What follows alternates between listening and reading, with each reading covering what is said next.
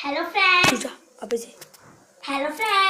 आज हम आपको बताते हैं एक पेपर से कैसे बोर्ड बनाते हैं। ये देखो,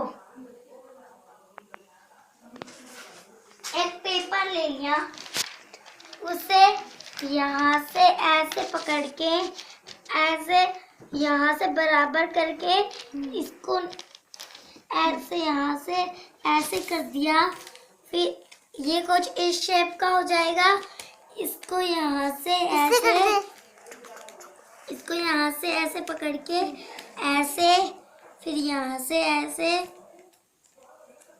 फिर इसको यहाँ से पकड़ के ऐसे, फिर इसको ऐसे पीछे करके इसको यहाँ से ऐसे, ये कुछ ऐसे शेप में होएगी।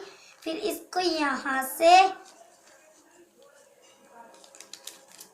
करके ऐसे, इसको यहाँ से ऐसे सही कर लीजिए। फिर इसको यहाँ से पकड़ के ऐसे करके, फिर यहाँ से भी ऐसे करके,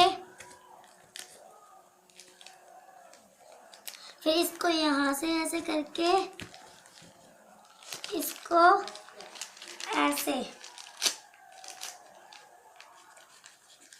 ये अपनी बोर्ड तैयार हो गई।